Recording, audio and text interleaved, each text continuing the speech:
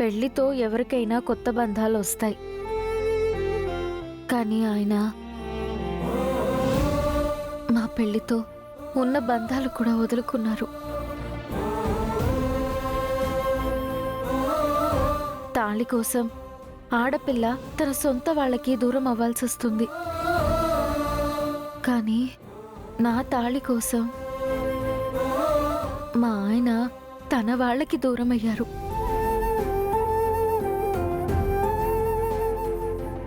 ఇప్పటికీ మా ఇంట్లో మా పెళ్లికి అంగీకారం లేదు.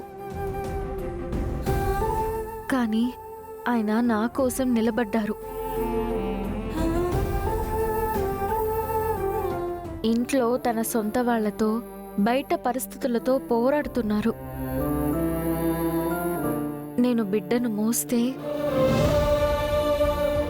ఆయన నన్ను మోస్తున్నారు.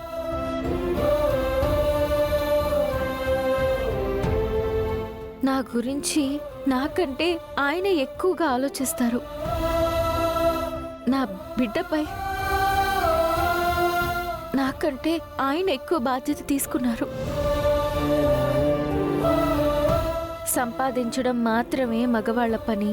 పిల్లల్ని మోసి కని పెంచడం ఆడవాళ్ల పని అయితే పిల్లలకి మీకు మధ్య ప్రేమ ఎక్కడుంటుంది? సంపాదించడం ఆడవాళ్లు కూడా చేస్తారు. పిల్లల్ని మోసి కనడం మీరు చేయగలరా? మీ వంశాన్ని నిలబెట్టేది, మీకు తండ్రి హోదానిచ్చేది, మిమ్మల్ని నాన్నాన్ని పిలిచే పిల్లల్నిచ్చేది మా ఆడవాళ్ళు. అలాంటి మా కోసం మీరు కొంత సమయం, కొంత ప్రేమని ఇవ్వలేరా? మా కడుపులోని భారాన్ని మీరెలాగో మోయలేరు. కనీసం మా బాధ్యతను కూడా తీసుకోలేరా? ఆయన నన్ను ఇక్కడికెందుకు చేర్పించారు అని ఇందాక అడిగారు కదా. మా ఆయన దగ్గర డబ్బుందనో ఆయనకి టైం లేదనో నన్ను ఇక్కడ చేర్పించలేదు. నా కష్టం తెలుసుకోవాలని, ఆ కష్టంలో పాలు పంచుకోవాలని నన్ను ఇక్కడికి తీసుకొచ్చారు.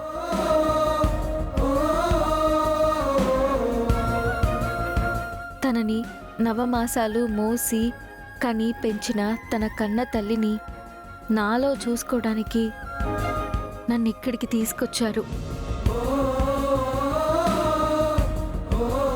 పుట్టబోయే బిడ్డకి తండ్రిలా కాదు, బిడ్డని కనబోయే తల్లికి కొడుకులా ఆయన వచ్చారు.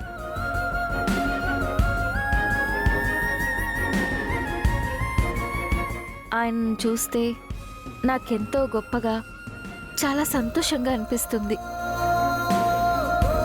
నాలాగే మీ భార్య కూడా సంతోషంగా ఉండాలి. బిడ్డని మోసే ఆ తల్లిని కష్టపెట్టకండి.